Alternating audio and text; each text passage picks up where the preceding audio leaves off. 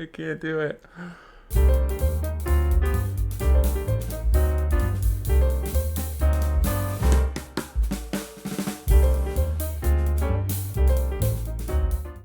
Ant-Man and the Wasp: Quantumania had a lot of potential, but ultimately it fell short. The movie tried to do too many things at once, and ended up being confusing and disjointed. One of the biggest issues with the movie was the pacing. The plot was convoluted and hard to follow, and the movie tried to cram too many elements into the story. It was a heist movie, a family drama, and a superhero movie all at once, and it just didn't work. The pacing was off, and the story felt rushed. The jokes in the movie were also a letdown. Paul Rudd is usually hilarious, but his jokes in this movie just fell flat. The movie tried to be funny, but the humor was forced and just didn't land. There were a few moments that made me chuckle, but overall the comedy was underwhelming.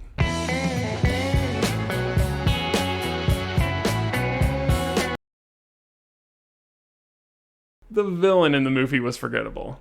Jonathan Majors played Kang the Conqueror, but he was so unmemorable I had to look up his name after I saw the movie. His character was underdeveloped and lacked any real motivation. He was just there to cause trouble for Ant-Man and the Wasp, and it really felt like a missed opportunity.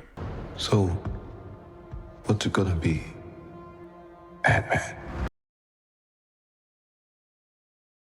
The special effects in this movie were also a letdown. There were a few scenes that looked great, but there were also some scenes that appeared to be filmed on a green screen. The quantum realm scenes were particularly bad, and it was hard to focus on the story when the effects were so distracting.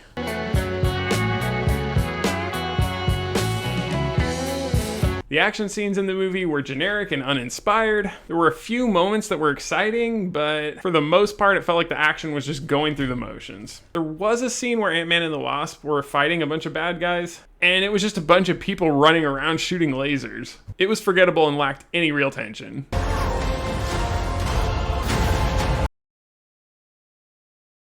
One of the few...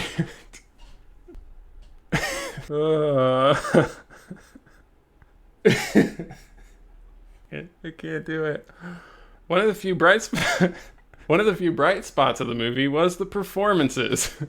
Paul Rudd and Evangeline Lilly had great chemistry, and their relationship was one of the highlights of the movie. Michael Douglas also returns as Hank Pym, and he was just as grumpy as ever. But even the great performances couldn't save this movie from its flaws. If they did a fourth, would you come back?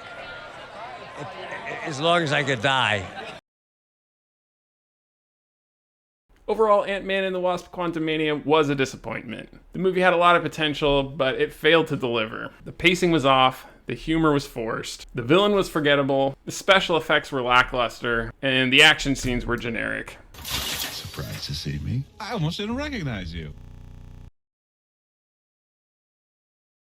It's a shame because the first two Ant-Man films were quite a bit of fun. They had a unique tone and style that set them apart from the other Marvel movies. But Quantumania felt like it was trying to be like one of the other Marvel movies in the MCU.